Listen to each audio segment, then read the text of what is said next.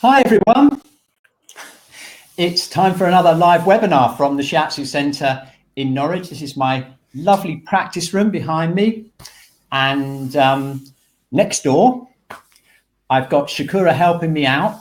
Do you want to just turn your webcam on a second and say hi? Turn your webcam on. Hello everyone, nice to see you all. So there she is, she's next door. And she'll be fielding any emails that you send in if you're having problems, and just looking after everyone. So if you already, some of you, Maria, Rios, Catherine, Carlos, Dimitra, hi Dimitra, you're all saying hi on the chat, and that chat's there for you. Okay, great. So I'm going to start sharing the slides now, and we can see what we've got in store for you. And the theme of this evening is the most challenging day. It's those most difficult days that we've had when we're practicing. And we've got a few prepared for you, but we're also hoping that you're going to share some of your stories yourself. So not just what went wrong, but also how we can learn from them, because really learning by experience is the best way, as you know. So let's have a look at the presentation. And let's see what we've got. Here we are, the most challenging day. And there's me and Shakura all ready to spend an hour with you talking about and experiencing what can go wrong in our practices and how we can learn from them. So you've already found the chat feature. Panayota, that's great. And Ursula from Austria, Brigitte's there, and Shakura, of course, is there next door. And so we've got people from all over the world logging in. That's great. So just say hi. Hi to Kathy there. It's hot in Athens. Oh, that's terrible. It's absolutely horrible here. It's cold. We had the hot weather. Now it's freezing cold and raining. Okay, but anyway, back to the webinar.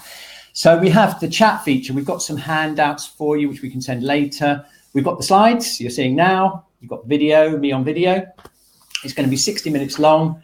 And at the end, we have got some webinar-only offers for the successful practice. If you haven't joined us yet, we've got over 40 people on the successful practice course. We're having a fantastic time, and we're going to tell you a little bit about that at the end.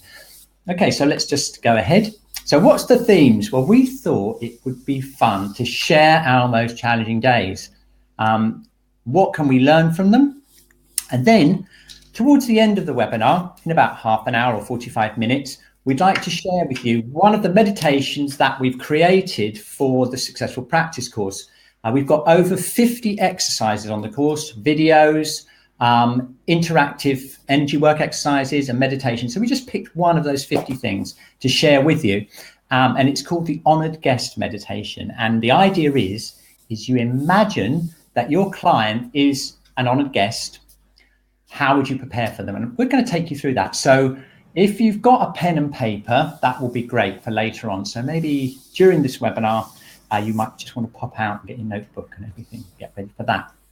Okay, and then just at the end, we'll just tell you about the successful practice offer if you haven't already signed up. And we already know that 20 of you on this webinar are already on the course. So you may have got to this bit yet, the Honored Guest Meditation, or you may be waiting for it because the course is dripped over 8 weeks. So welcome to those 20 people who have already signed up for the course. It's great to have you on the webinar. Okay. So what I thought I'd do is I'd like to share just one experience, and then I'd like to ask you, any of you who have logged in, if you've got any experiences you'd like to share on the chat or any other similar experiences. So I want to tell you this story, right? What happened to me was I was actually practicing in Zurich, and I know Petra's she's a friend of mine in Zurich. She's here. She just said hello. And so she knows where I work and everything. And I had a client there, and I was working away. I usually work for three days when I go there. And anyway, I was very, very tired at the end of it because it's quite intense. I flew all the way back to Norwich, where I live. Immediately, I went on a holiday with my family to Edinburgh to see my daughter. So you can imagine I was really tired. And then the next day I was on a 6-hour train journey, and I was really, really tired by this time. and I was just starting to relax.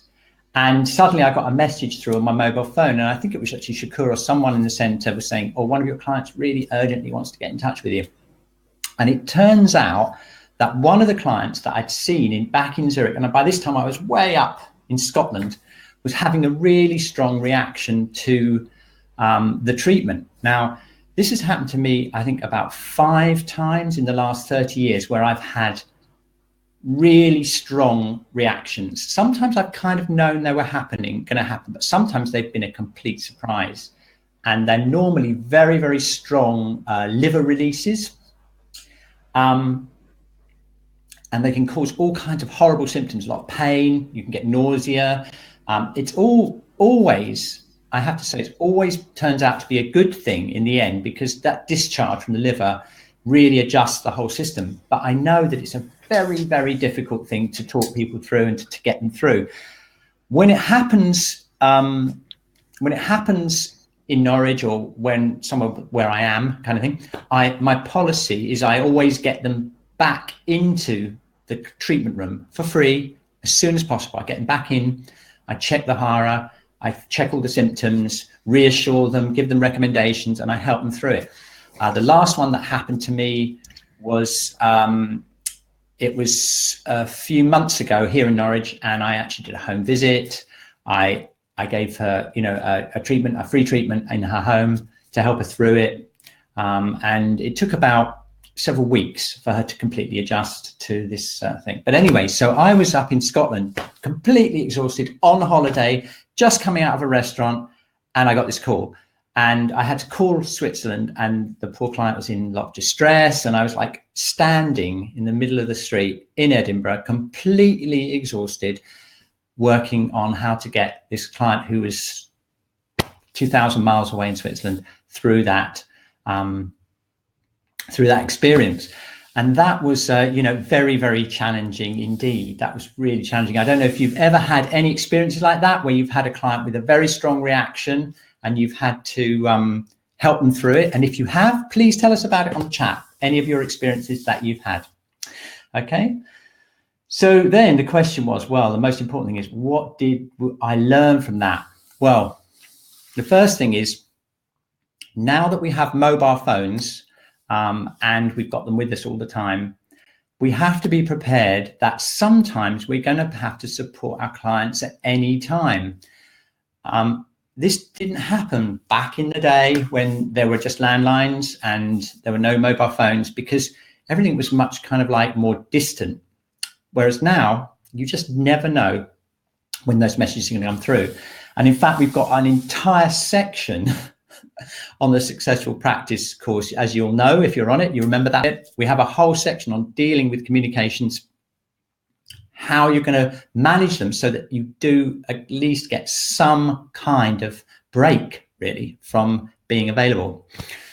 Personally, what I've ended up doing is I've moved from a situation where I was very strict. I had a landline for work, a landline for home, and I kept them completely separate with no overlap at all. And now, with the reality of mobile phones, I haven't gone down the 2-phone route. But what I do now is I turn my phone off at 7 o'clock in the evening, and I don't turn it on again until 7 in the morning, which is okay, unless you've got a teenage daughter out and you want to know when she's coming back. So it's a tricky one, but that's one of the things that you're going to have to work out with your practice, is how you're going to draw those lines to give you some kind of time off. Okay.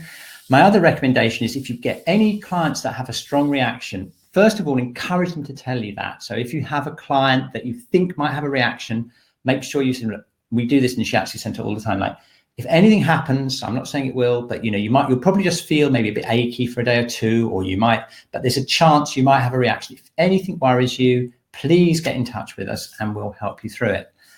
If that does happen, get them in, give them a free session, or at least a free diagnosis session and recommendation session. Or, as I had to do, I had to go out to my client because you couldn't drive. You want to absolutely make sure you totally look after them and support them, because those clients are going to be, if you get them through that, they're going to have a massive change. All of the times it's happened to me, that when I've had these really strong reactions, the person's completely been transformed by that discharging. And so if you stick with them and you take them through that, then you're going to have like a client for life, and they'll tell all your friends. You've just got to do that. Okay. Petra said she had a very strong reaction. She's one of my clients in Zurich, by the way. She said she's had a positive reaction. Well, that's good. Okay. In fact, funnily enough, it was Petra. I think Petra said to me, didn't you, Petra, just the other day, you said, do you ever get clients with reactions? Do you know, funnily enough, straight after that, the client I was treating her straight after had a little wobbly reaction, and I had to help her through that.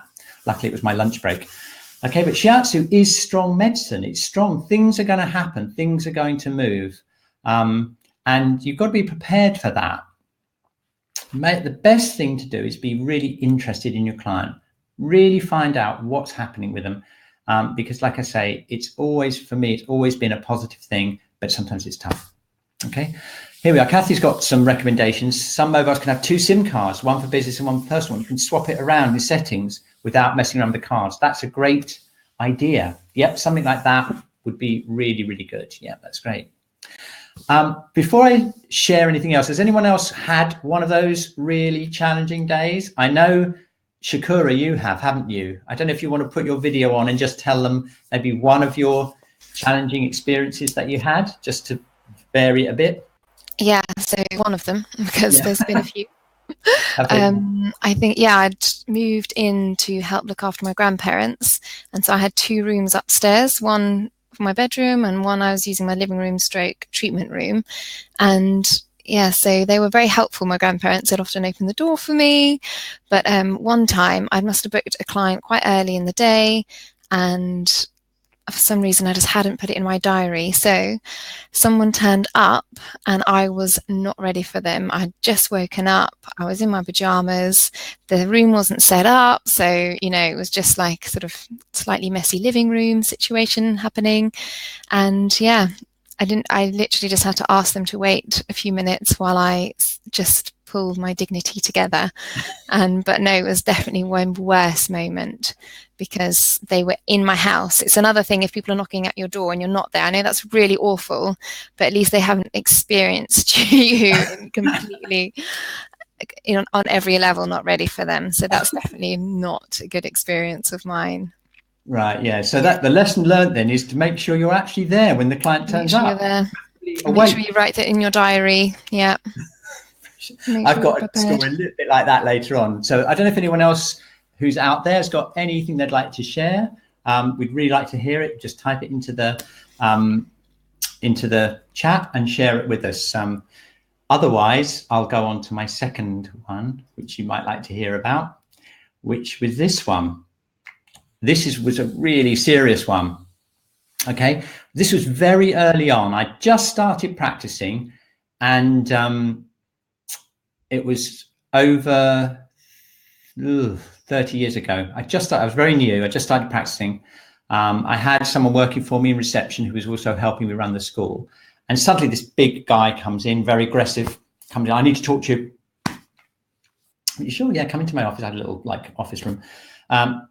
I've got something very serious to say to you. You have breached confidentiality, and my partner's ex-husband has found out she's coming here, and he's been following her. He's stalking her, and you let him know that she was being treated here. So I went, whoa, I don't think so. We're very, very clear about that. I'll just find the notes and you know what? I couldn't find the notes. I was kind of I was trying to be cool, but I was kind of panicking at the same time. I couldn't quite find the notes anywhere. But I said, look, I'll look into it, but I'm really sure. And sure enough, I went to see Joan, and I said, have you said anything to anyone about this particular client who's stalking? She's being stalked. And she said, well, do you know? She said, funnily enough, someone very suspiciously actually called up and wanted to know about this client. When was she coming and stuff like that? And it just sounded so strange that she didn't give any information away. So I could honestly say to this guy, who was quite menacing and quite big and, very aggressive, that actually we didn't do it. She must have been followed there. This is the spooky thing. She must have been followed there by this ex-husband. And he let it be known to her that he knew that she was going to the shiatsu center at a particular day and time, and that was obviously intended to make her more anxious. You know, it was a way of controlling her behavior and stalking her. So that was a really, really early experience I had. And what did I learn from that? Well, one of the things I learned very early on is never give any information out over the phone or anywhere else, actually, about clients. It's really important to keep all information confidential, and it doesn't matter how trivial it seems. For example, your client, Joe Blogs, says, "Oh, have you seen Mrs. So-and-so lately? She used to come in. Has she been in?" And I say, "I'm sorry, I can't tell you that. No, I'm sorry, that's confidential." Because if you say, "Oh, yes, well, actually came in last week," what's the harm in that? I mean, sure, he knows, because you never know how that information is going to be used, because he could go to her and say, "Oh, I heard you went to the shiatsu center the other week on a Wednesday, wasn't it? Oh, what were you doing there?" And what will happen is that client will think, "Wow, they know that I was there. And well, I wonder if they know what else have they said?" So even a chink in the confidentiality, a tiny chink, can mean that the client will be undermined. The confidentiality will be undermined. Okay. So just be aware of that. Be aware of any information. As soon as a client says to you, "Oh, what about so-and-so? Have they been in, or how are they doing?" is the other one. And that's tricky also if you've got family involved. "Oh, how's my husband doing? Is he doing all right?" Okay, well, I'm sorry, I can't tell you that. Okay. And it's particularly tricky with children because I have to lay that down because there's certain legal requirements in different countries, but it's something you should definitely get clear right at the beginning, especially when the parents are paying for the session. They want to know what's happening. Okay. And I make sure that the child who's being watched with, who is actually being, the child who's being paid for by the parents, that they know the boundaries of confidentiality. Because the thing is, usually the problem is the parent anyway. So they need a bit of freedom to say, "Oh, my mum is driving me nuts," or whatever, without that going back, because that's all part of the healing space. Okay. So Malika says it's so tricky when clients know each other. I've had to practice that line so many times. Yeah, so many times.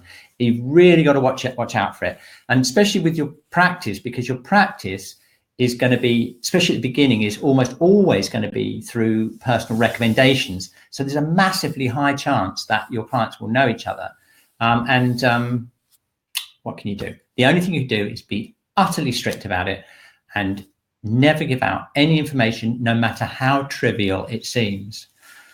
Okay, anyone else got anything they'd like to share? Otherwise, maybe Shakura would like to share another one of her challenging days. What about Shakura? Would you want to put your webcam on again and we'll see you? So that was definitely my most embarrassing experience. But another one was a client coming early for a treatment. And so I turned up about the same time as them, and I didn't have my key. And I was the only one in the centre. No one else was here. First client? So the first client, and it's happened to me once. And it wasn't actually that long ago, so it's not even in my early days. So I was just rushing out of the house. It was quite early in the morning, and left my keys at home. So that was definitely not a good moment. What did you do? I just said, "I'm really sorry. Please get a coffee nearby or a tea," and I just got a taxi home and back.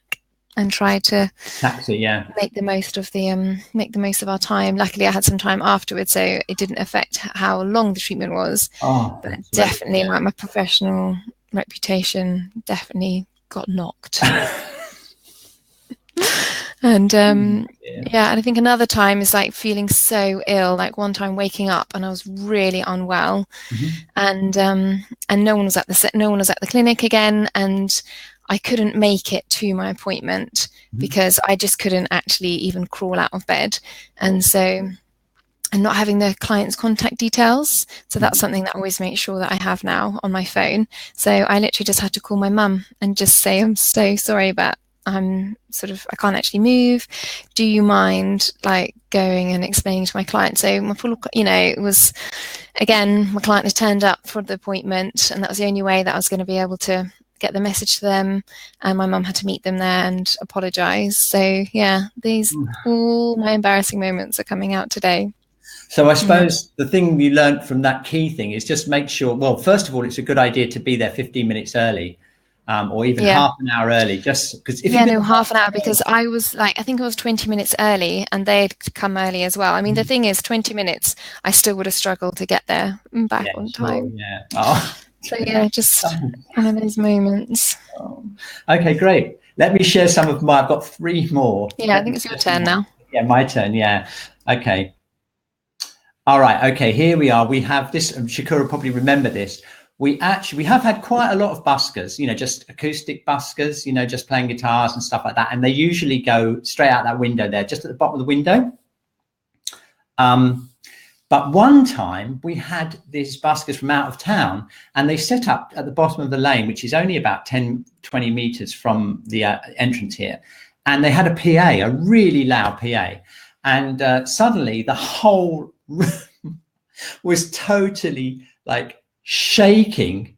And it was like shaking. And we just didn't know what to do. I mean, the whole room was filled with this sort of sound here, The only thing I could do is I put my client on the side and I put a cloth over their head, because we have these cloths, and they had one hand on one side of their head was on a pillow and the other side would had the cloth. I just prayed that it would go. And after about half an hour, it stopped. The music stopped. Oh, look. So Catherine says, where's the line between being regarded as a human being and professional perfectionism? Okay, no one's perfect, and your clients were always going to let you off those moments. But obviously, we do want to try and minimize them as much as possible for everyone's sake. Of course, we're not perfect, but So what did I learn from the sudden loud music thing? Well, we fit double glazing if possible. And I tell you, we have now got, I've got a huge window here, and we fitted secondary double glazing, and it's absolutely fantastic. It's so quiet in here. Even when you get really loud music, even alarms, everything outside, you can shut it and it's just really quiet. The only problem is you can hear everything else in the building now because it's so quiet in here. But anyway, that's what we did have the option. Some of my clients actually like to have the window a little bit open because they like the street noise and everything. Okay, let's see. Panayota is the first person to share with us. Panayota, thank you so much. Okay. Oh, no. Okay. All right.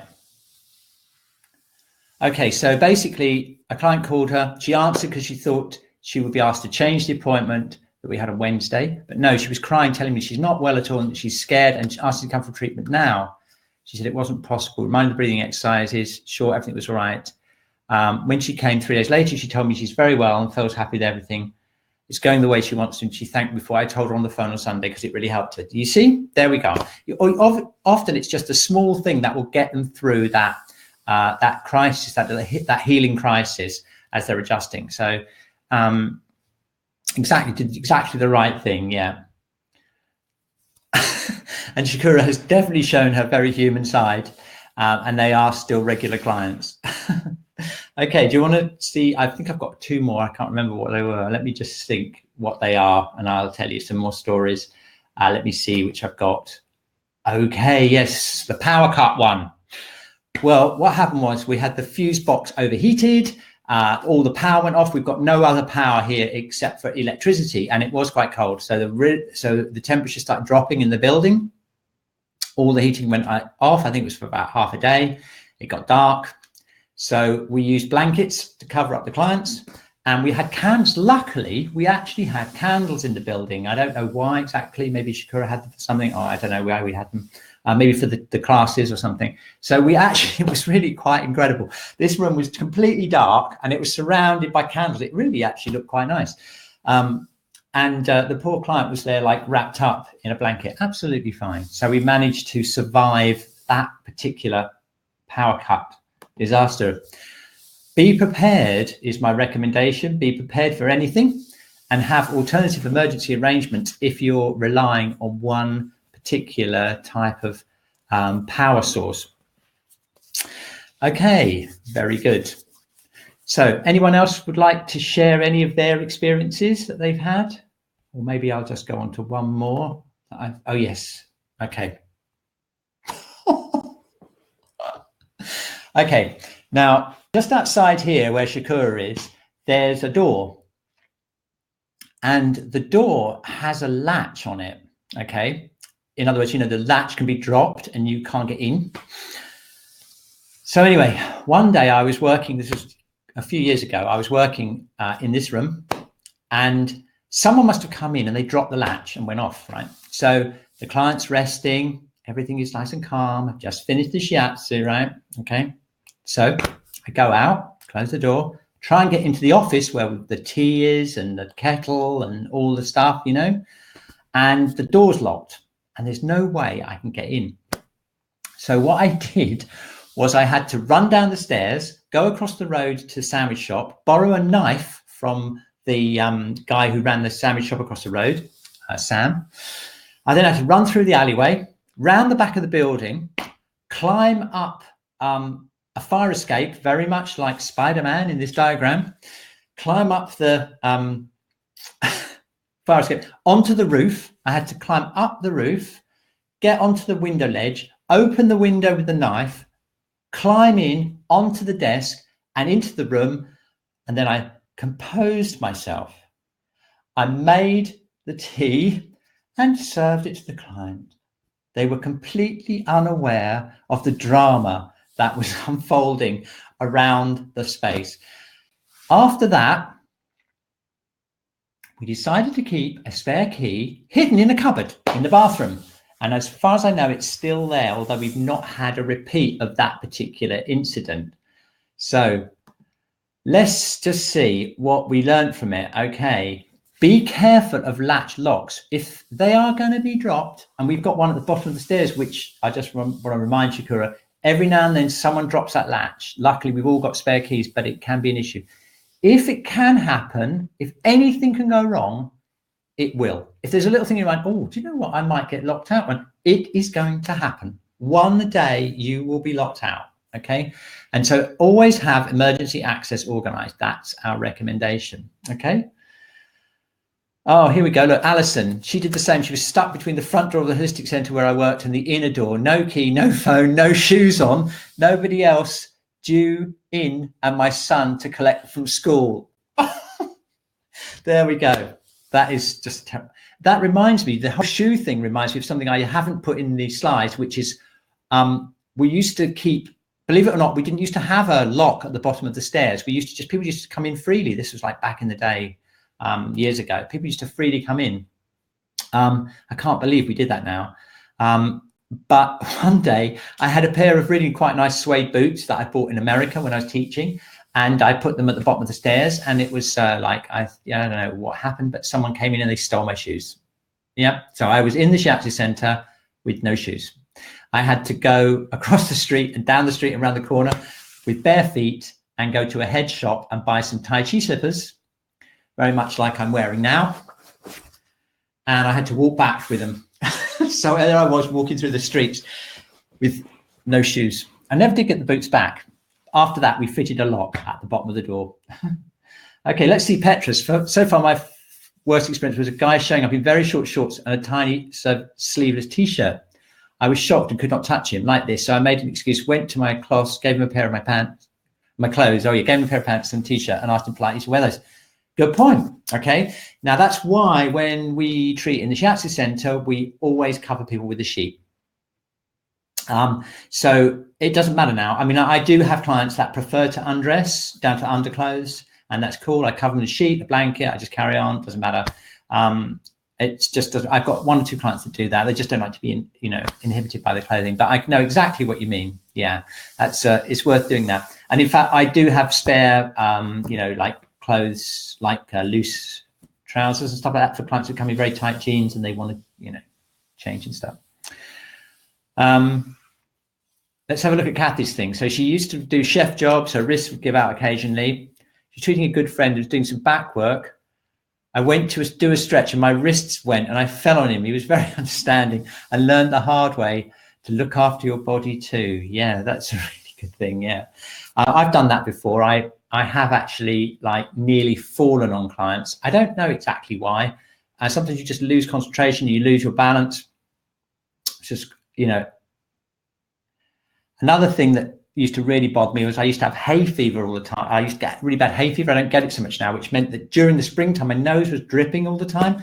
And so that's really difficult. I mean, you know, sometimes I've been crawling around like with big tissue here, like, you know, oh dear, it can be awful, you know.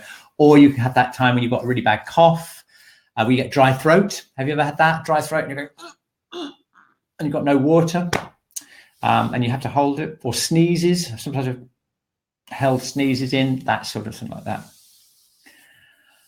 Oh, look, Alison slipped and fell off the futon while giving a treatment to Anne Palmer for my final student assessment. There we are. Get it over and done with right there. Okay. Some great stories coming in. Keep them coming in, and I'll share another one of mine. Okay. Believe this. Believe this. Oh, can you imagine this? Right. Okay. In that room that Shakura was in just now, I had a receptionist administration person called Joan, who worked for me for 20 years. And one day we came in, and by the way, when we first came here, below here was a jeweler's shop. And that was like obviously a target. There were a spate of thieves coming around the area, and their method was to take the roof off, or roof tiles off, get into the roof space and cut a hole in the ceiling and come in through the ceiling to do a robbery at night. So anyway, one day we came in, Joan and I came in, we opened the door to the office, and I am not kidding, it looked like this picture on the slide.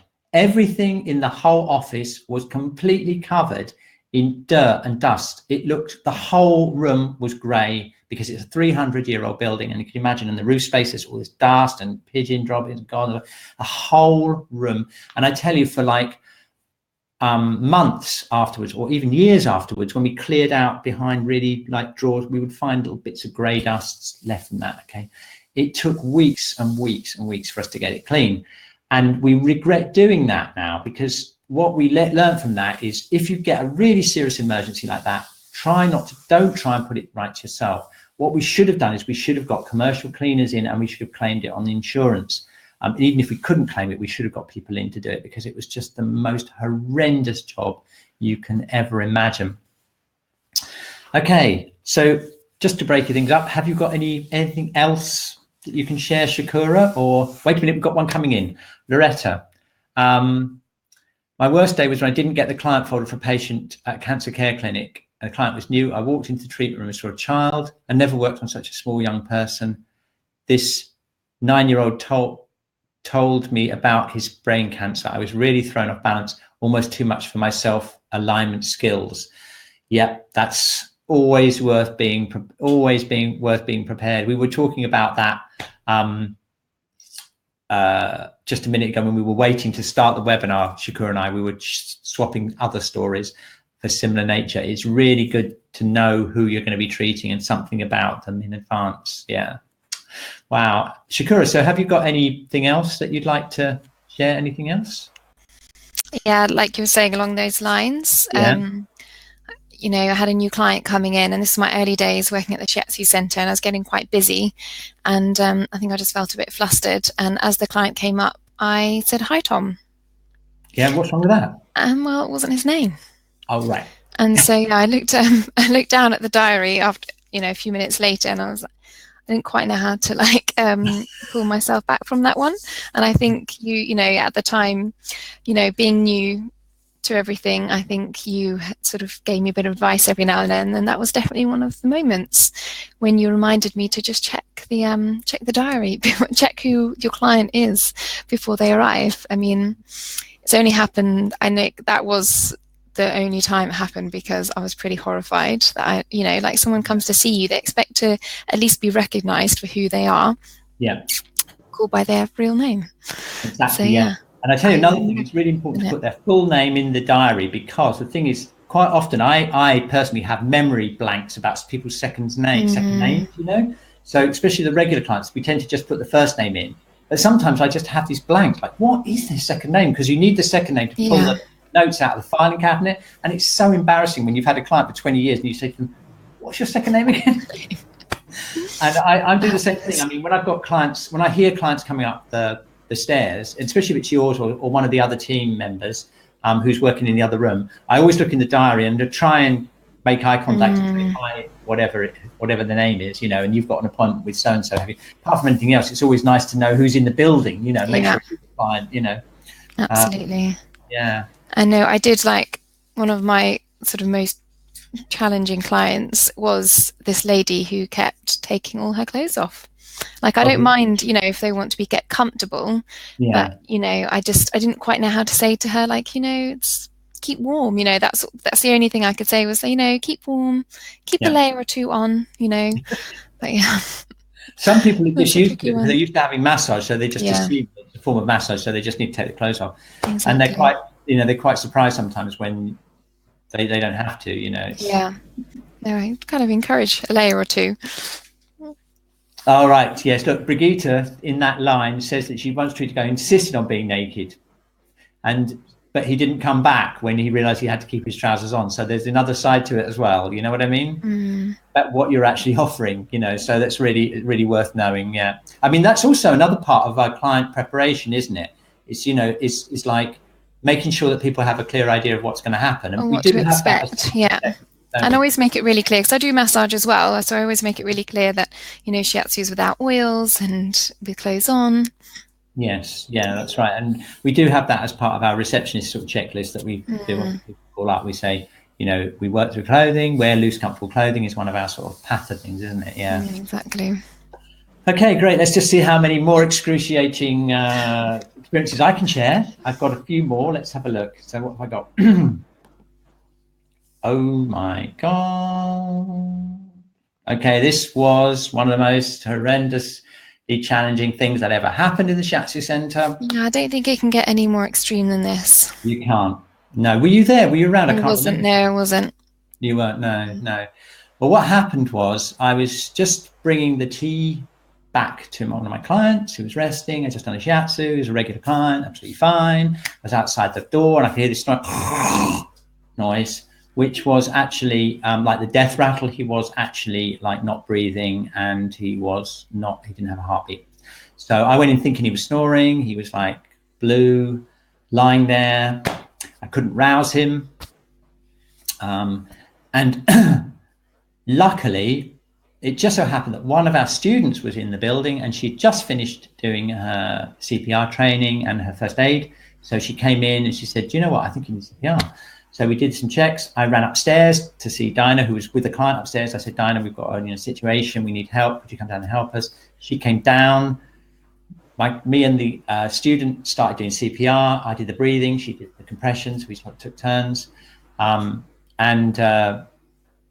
Dinah phoned up the obviously 999 emergency services, and then she got on her mobile phone and she directed the guy on the bike, because we have people on the bikes with the defibrillators in the local area.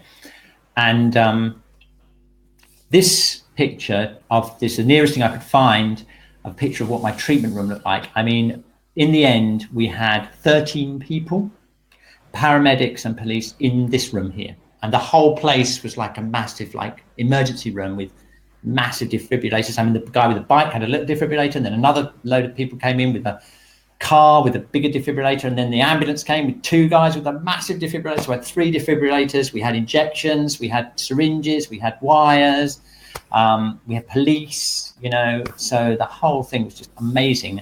And funnily enough, his partner was around, actually, in town at the time. So, and she's another one of my clients. So I had to call her up, tell her that her partner had had a cardiac arrest.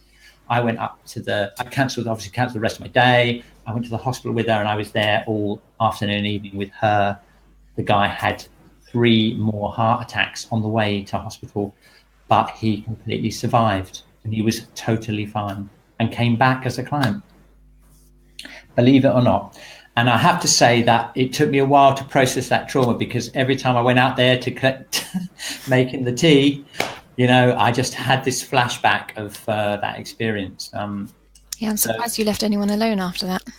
It was difficult. I tell you what, every time I left people alone after that, I just had this feeling like, are they okay? Are they okay? And and just opening the door and just kind of like expecting, you know, like the person to be in cardiac arrest. So it's only happened to us once, but we made some pretty significant changes at the Shiatsu Center after that. I can tell you, what did we learn from it? Well, first of all, we made it compulsory that everyone has a first aid training and that their first aid certificate is up to date. We do yearly refresher days, and the refresher days actually I think are even more useful than the training, because what we do is we manage them ourselves, and we do real life simulations. So we imagine what would happen if you were on your own. I mean, I was lucky because there were lots of people in the building, but what happens if you're on your own? Someone has a medical emergency. We have a policy of keeping mobile phones accessible. We have an up-to-date first aid kit. So we do these simulations on how to call for an ambulance and do essential first aid until that arrives. But it was a massive wake-up call, and something that we will never, ever forget. But I suppose the thing is, when you think about it, I've probably done like maybe 20, 30,000 treatments, something like that, 25,000 treatments, I suppose. And obviously quite a lot of those people are elderly, and that's over the last 30, 40 years. I mean, that's so, you know, quite a lot of them are elderly, and some of them are not that well. But the interesting thing about this guy is he had no signs of any problem at all before, you know, that event. It was just one of those things that comes out of the blue. I mean, he did have a certain amount of stress, and he was fairly elderly. But apparently he was actually in his 80s, but he was one of these people that looked really healthy and looked very young, very, very active. And apparently he woke up in hospital the next day and said, well, I could have had a heart attack. That's what old people have. I couldn't have been me. He wanted to be let out immediately. So anyway, that was a very, very exciting day, maybe a little bit too exciting. Right, okay. So I've got an energy exercise for you to do. If anyone's got any more experiences that they've had, I just want to tell you about one more, though. I haven't got slides for this one. And that was when I was living in Italy and I was working in the UK. This is another diary related thing. I actually booked a day of clients and completely forgot about it. I just didn't realize it. And I was actually 20 or 30 kilometers away in the Norfolk countryside in a strawberry picking field with my family, having a very, very rare holiday day off. I was in the middle of a strawberry field picking strawberries, and Dinah phoned me saying, your client is waiting for you in the center. And I had to get the family in the car, drive them back to where we were staying, drive all the way into Norwich, and my client was still resting in this very room here, resting. She must have been waiting for an hour. And that was very difficult to get over. I could never look strawberries in quite the same way after that. Every time I see a strawberry, I just imagine myself in that field. So that's the lesson from that is, you know, try and be there when the client arrives. Right, okay, we're going to do an energy exercise now. So have you got a pen and paper? And we're going to just go through the exercise, and we're going to write some notes. Okay, and this is called the honored guest meditation. It'll take about 10 minutes to do. And the idea of it is to imagine that your clients are honored guests. They're coming into your home, which is your center. They're coming into your center. What do you need to do? What are the most important things to do? Bearing in mind all of these challenging days we've been talking about. What the most important things do you think you should do? Okay, so this is the honored guest meditation. It's one of the 50 videos and exercises that we've got on the Successful Practice course. So it's like about 2% of the entire content, but we're going to share it with you right now and just see what comes out of it. Okay, we've got a worksheet on the course, but you can just use a piece of paper or a notebook for this meditation. Okay, so the first thing we're going to do is we're going to just align ourselves. We're going to relax. Okay, I'm going to turn off you can just concentrate on my voice and your own energy. So we're going to just align, let our head float up, relax our sacrum down, open up the shoulders, the rib cage, and open up the hips. Just going to relax into our own energy field. Okay, so now the first thing we're going to do is we're going to invite our client as an honoured guest into our practice. So just think of what you would do if you had an honoured guest and you were inviting them into your home. What would you want to make sure that happens for that person to be looked after in a way that you would ideally like as an honoured guest? What's the most important things that you'd like to make sure that they know about or are communicated with?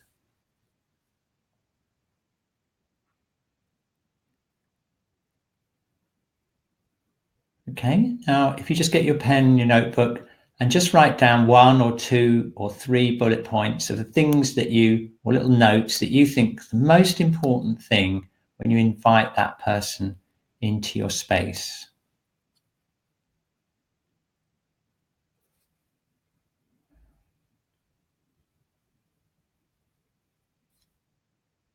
Okay, so that's the very first thing, is inviting your client or your honoured guest into the space.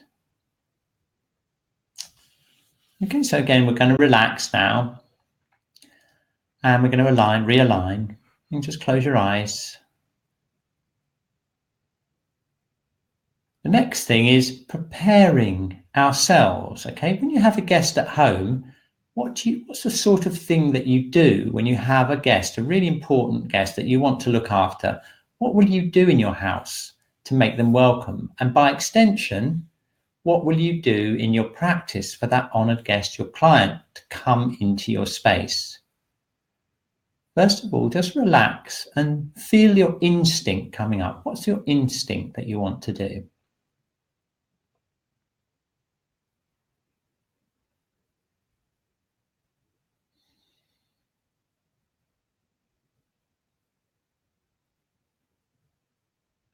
Okay, and then you can open your eyes and just write down 1 or 2 bullet points. What would you do to prepare yourself for that honoured guest? Just write down 1 or 2 things, the most important things.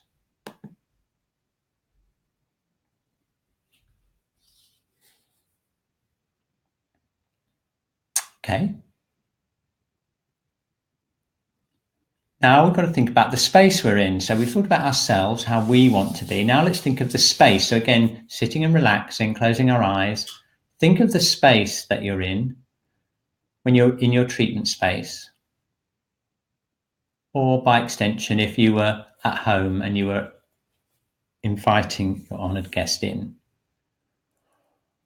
What would you do? What's 1 or 2 important things that you'd do to prepare the space? Okay, and then you can write that down. Open your eyes and write that down in your notebook.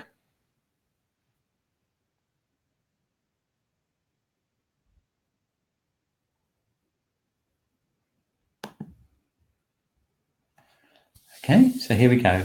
What about greeting? Let's imagine that your honoured guest has come to your space.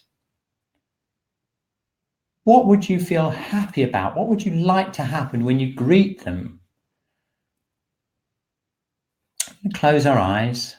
Imagine that your client's coming to you, your patient or client is coming to you as an honoured guest. What would you like to happen?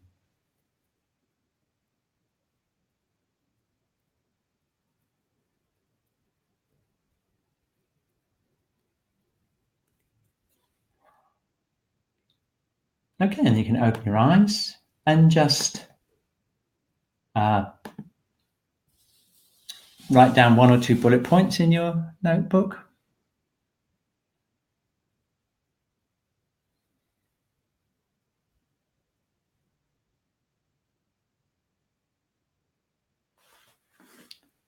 And then finally, or penultimately, treating person. So you'd look after a guest, and your honoured guest in your practice is the big gift you give them is giving them the treatment. So just relaxing and centering again, and just think about the treatment. What would you like to have happen in the treatment session, the treatment part of the visit of your guest.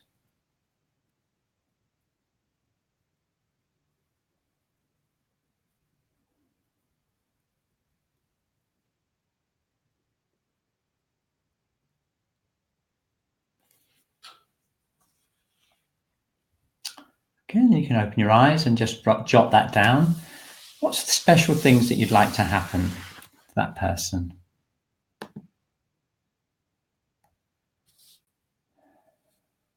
Okay, and then finally, saying goodbye. That's a very important thing, isn't it, when you have a guest? You don't want to go, oh, well, come on, see you then, see you then, You wouldn't do that, would you? What would you do if you had an honoured guest and you wanted to say goodbye to them? And by extension, how would you ideally like to treat your honoured guest clients? So we're going to close our eyes again, take ourselves into that space.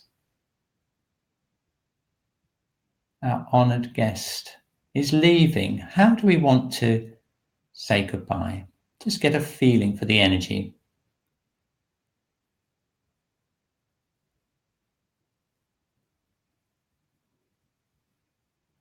Okay, and then if you'd like to open your eyes and write down a few things that you think would make saying goodbye special to your honoured guest client. What would you ideally like to happen?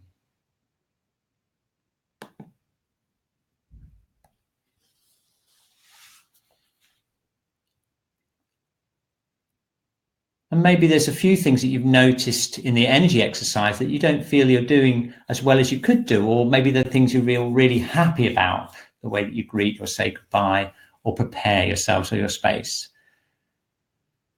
So if you'd like to just share any of your experiences on the chat, we've only got 10 minutes left of the webinar, but we thought we'd give you some space to do that.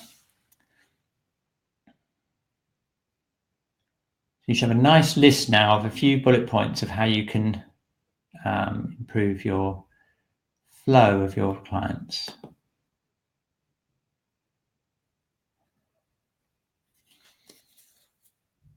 What about you, Shakura? Did you have anything that resonated with you in that exercise? So for me, if I have an honoured guest, then I love for them to.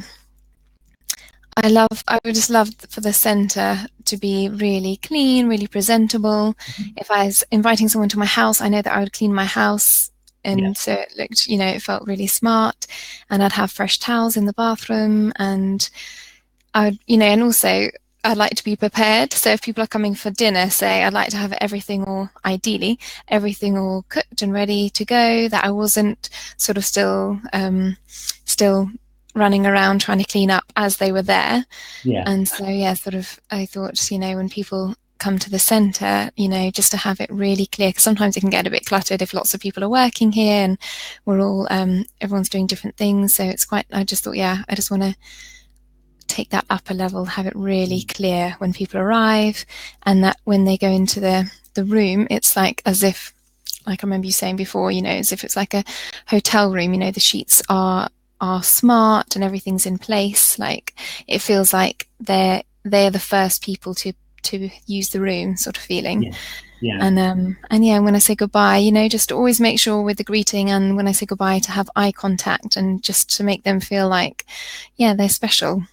And exactly. I suppose when I have a treatment, that definitely makes a big difference. You feel like that person sees you, as soon as you walk into the centre, not just when, you go into the room, as soon as they walk in, and you share the same space, to make sure that you've acknowledged them. I think it can be really hectic when there's lots of different clients and lots of practitioners in the centre. So I think just to make more of an effort with that. Yes, exactly. I mean, I feel that sometimes I've endangered a whole session by messing up just the simple things, like the client has taken a massive amount of effort to get into the centre, get there, especially if they're feeling ill and they have so much expectation, and they come in, and if you're just distracted or you're on your phone or something like that and you're not making eye contact, I mean, you would never do that if you had a guest coming into your house. You would never just let them come in and be on your phone, and so I really, really have to watch, you know, like you say, when it's really busy, just make sure that as soon as that person comes through that door, and it's that door we can see behind you as well, just that door there, that they're met, you know. And we've got some great little comments coming in as well. We've got Carlos, who'd like the guest to feel comfortable and at ease, which I think is a fantastic summary, really. Yeah, comfortable and at ease. You want that to be a smooth, welcoming feeling, wouldn't you? And Malika emphasizes that she wants to be centered and have a clear boundary and not feel the goodbye is rushed. That's very good. And say goodbye in a present way. And that's, again, sometimes tricky, especially if you've got back-to-back clients and you've got one coming in, you've got one in the reception. And the thing that usually floors me is when the client that's leaving goes to the toilet and they're in the toilet when the other one's coming in and you don't know whether to stay and wait until they come out the toilet and stuff like that. You know, it's a tricky one. But that's why I try and make a good ending within the session, you know, so that if that does happen in the reception, at least I've closed the, you know, session in the actual room, you know. And Rachel from Chile, Norfolk. Yes, I know it is Chile. And Rachel is one of our lovely students who used to live in Greece, and she lives in North Norfolk now, a little bit colder than Greece. Yes, she liked the idea of it. Yeah, the honours guest is special. I'm listening to them as an individual, and when they leave, they know that I'm always there for them. Yes, exactly. You want to follow it up. Really nice. Absolutely great. Yeah, really good. Thank you very much for sharing that, and I hope everyone's got something to take away from that exercise. Okay, so now we've only got like 4 minutes left. Oh, it's gone so quickly. Panayota, I like the idea of thinking about my client as a guest. From my early days, I had a ritual preparing myself for the treatment, and this created connection. Yes, exactly. You know, when you have a guest, a very important guest coming, or any guest, you tend to think about it in advance and make a lot of preparation. And I really believe it should be like that when we have clients coming. Okay, so I think we've got, 4 minutes left. So it's time for me to just spend 4 minutes, 3 or 4 minutes, just wondering whether you've joined us on the Successful Practice course. And if you haven't, I want to know why not. It's absolutely fantastic. We're having an awesome time. We've got 40 participants from all over the world. 20 of them are on this webinar, and we're having a terrific time. More people are joining every week.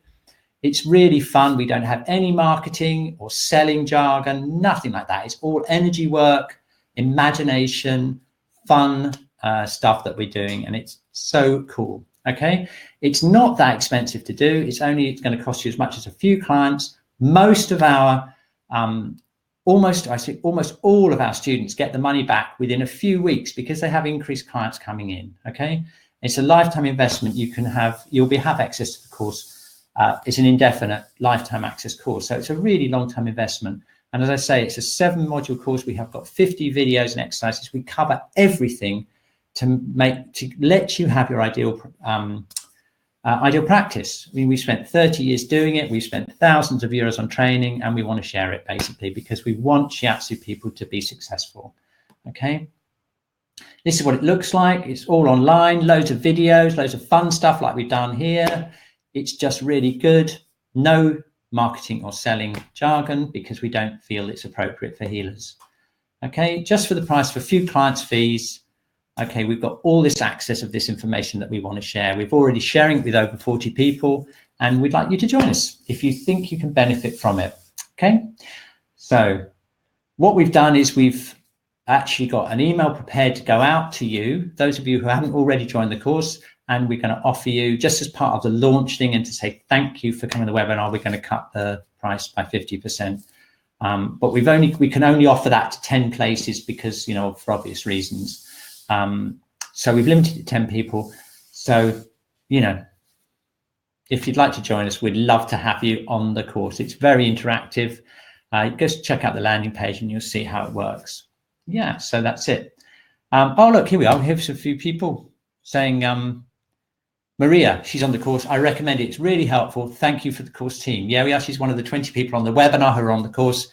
And hopefully, yeah, you can join us if you're not already there. We'll send you the offer anyway. It's up to you. Great.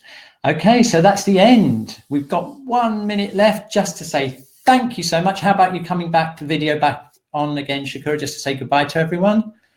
Alison says it's great to feel together with us because, you know, yeah, this is an isolating thing sometimes being. We're very lucky here. We've got a great team. but I know what it's like when I've worked on my own. It can be quite isolating, and webinars and video online courses are a fantastic way to share and keep connect with each other.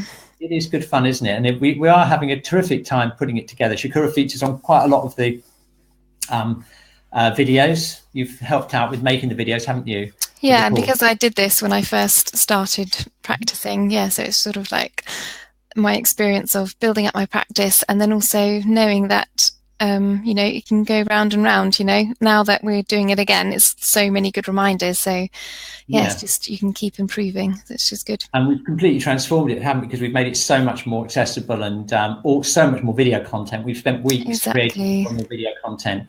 So we've really upgraded the whole thing. And we're having so much fun with it. And, if you want to join us, you're most welcome. Okay, that's it. That's 1 hour. Thank you for your time, and we'll see you on the next webinar. We've got some other more coming up. We'll let you know when the next webinar is on. Okay, thank you very much. Bye. Bye.